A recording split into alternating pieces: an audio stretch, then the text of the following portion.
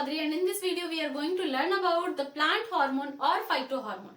हम control and coordination in plants पढ़ रहे हैं। इससे पहले हमने उसमें मूवमेंट की बात की थी पिछले वाले वीडियो में। आज हम बात करेंगे प्लांट्स हार्मोन की। ओके, सो प्लांट्स हार्मोन को हम फाइटोहार्मोन भी कहते हैं। फाइटो का मतलब होता है प्लांट और हार्मोन इज अ केमिकल, एक ऐसा केमिकल सब्सटेंस होता है जो प्लांट में प्रोड्यूस होता है स्पेसिफिक सेल्स के थ्रू और उसके बाद उसको ट्रांसपोर्ट कर दिया जाता है टारगेट ऑर्गन के पास। Okay, so there are 4 main types of phytohormone. Plant में 4 मेन हार्मोन्स होते हैं, तो बहुत सारे होते हैं बट मेन 4 है। तो पहला है आपका ऑक्सिन, दूसरा है जिबर्लिन, तीसरा है साइटोकाइनिन एंड एब्सिसिक एसिड जिसको ए बी कहते हैं हम। ओके, इसमें से ऑक्सिन, जिबर्लिन एंड साइटोकाइनिन जो है ये ग्रोथ हार्मोन बोलते हैं इनको। ठीक है, ग्रोथ प्रोमोटर, जो ग्रोथ को प्रोमोट करते हैं। और ये जो एब्सिसिक एसिड है this is the growth inhibitor, ये ग्रोथ को इनहिबिट करता है। ओके, ये ग्रोथ को रोकता है और ये तीनों मिलकर ग्रोथ करवाते हैं प्लांट का। ओके, सो इस तरह कंट्रोल एंड कोऑर्डिनेशन होता है। तो सबसे पहले ऑक्सिन की हम बात करें तो ये जो ऑक्सिन है हमारा, इसका क्या काम होता है, ये प्रोमोट करता है सेल इलोंगेशन को।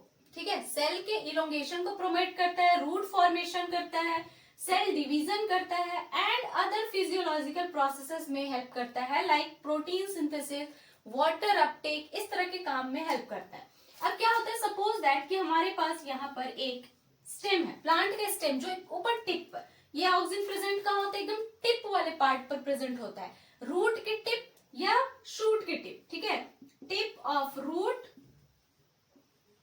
And shoot. ठीक है, ऊपर शूट में प्रेजेंट होगा तो एकदम टिप पर प्रेजेंट होगा जहां से ग्रोथ हो रहा है, और रूट में भी प्रेजेंट होगा तो रूट में भी एकदम टिप पर प्रेजेंट होगा जहां से ग्रोथ हो रहा है, क्योंकि सेल का डिवीजन करवाना है, सेल का इलोंगेशन करवाना है।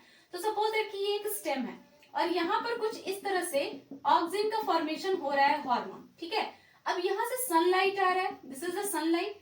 जब सनलाइट आता है ना तो सनलाइट के एक्सपोजर होते ही, सनलाइट किधर पड़ रहा है, इसके फ्रंट साइड में। जैसे मैं एक स्टेम हूँ, एक टिप हूँ सूट का और यहाँ से सनलाइट आ रहा है, तो सनलाइट मेरे फ्रंट वाले पार्ट में पड़ रहा है, तो बैक वाले पार्ट के पीछे क्या शैडो है, तो शैडो, इधर शैडो है ना, तो सारे ऑक्सिन क्या हो जाएंगे, इधर शैडो वाले पार्ट में एक्यूमुलेट हो जाएंगे, सारे ऑक्सिन इधर वाले पार्ट में आ जाएंगे शैडो वाले रीजन में। ठीक है, सनलाइट के ऑपोजिट में। तो इससे क्या होगा कि जो इस प्लांट का जो ग्रोथ होगा वो कुछ इस तरह से होगा। ठीक है, इस तरह से होगा, बेंड हो जाएगा प्लांट, सन के डायरेक्शन में बेंड हो जाएगा। क्यों? क्योंकि ग्रोथ इधर वाले साइड में ज्यादा हुआ, क्योंकि ऑक्सिन सारे इधर आ गए थे ना, तो इधर के सेल ग्रो कर गए और यहाँ के सेल कम ग्रो किए, इसलिए वो झुक गया। ठीक है, तो इस तरह से ऑक्सिन का फंक्शन होता है, ये ग्रोथ करवाता है, टिप पर प्रेजेंट होता है तो वो ग्रोथ करवाता है। ओके, और दूसरा है हमारा जिबर्लिन। जिबर्लिन क्या करता है, ये सीड के जर्मिनेशन में हेल्प करता है। जो हम सीड लगाते हैं, मिट्टी में डालते हैं, पानी डालते हैं, तो सीड जो जर्मिनेट कर जाता है वो क्यों करता है, क्योंकि उसके पास जिबर्लिन हार्मोन है सीड के अंदर प्रेजेंट। और जिबर्लिन क्या करता है, वाटर मिलते ही उसको, सॉइल मिलते ही उसको, वो क्या करता है, सीड को जर्मिनेट करवाना शुरू कर देता है। उसके बाद ये स्टेम का एलोंगेशन करवाता है।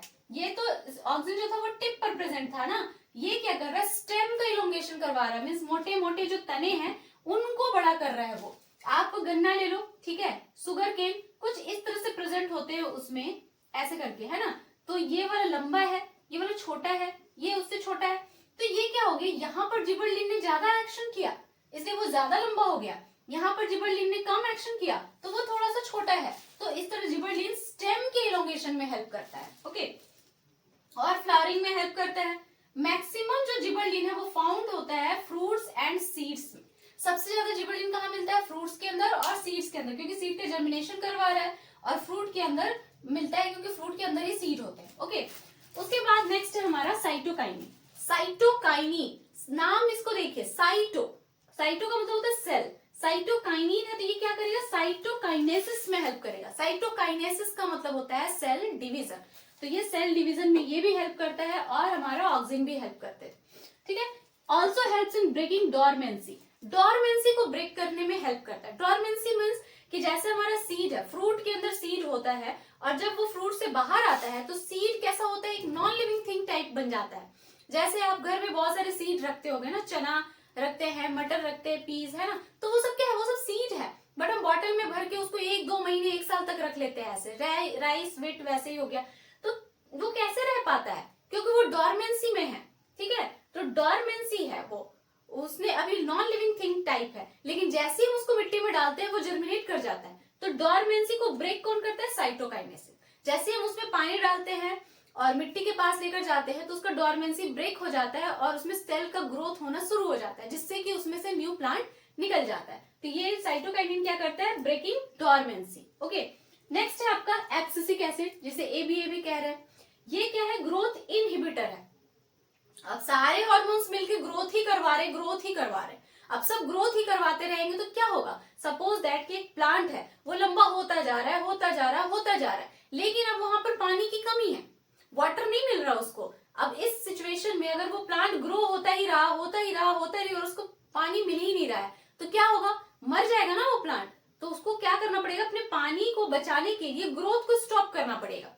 ठीक है, तो आप देखो जहां पर पानी कम मिलता है वहां पर प्लांट के जो हाइट होता है वो कम हो जाता है। प्लांट अपनी हाइट को रोक देते हैं, ग्रोथ नहीं कर पाते।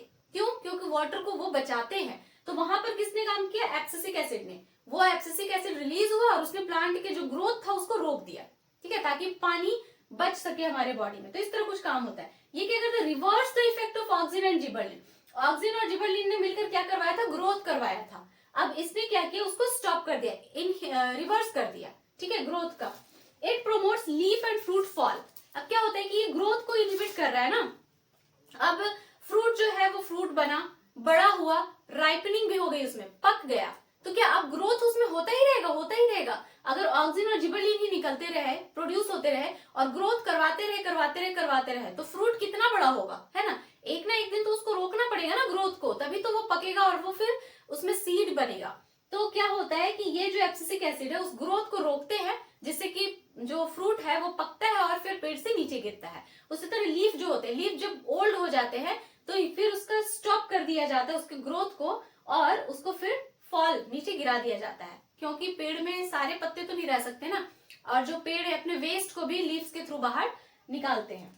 It helps in the closure of stomata to decrease water loss. अब क्या होता है कि बहुत सारे प्लांट्स हैं, प्लांट को देखो, अब उसमें पानी मत दो तो 2 दिन में वो क्या हो जाएगा? प्लांट ऐसे झुक जाते हैं, अपने लीव्स को ऐसे झुका देते हैं, है ना, मुरझा जाते हैं। क्यों? प्लांट वैसा क्यों करते हैं? क्योंकि वो अपने स्टोमेटा को क्लोज कर लेते हैं। जब क्लोज करेंगे तो वाटर का लॉस नहीं होगा, क्योंकि आपने सुना है कि ट्रांसपिरेशन के प्रोसेस से जो होता है वाटर का लॉस होता है।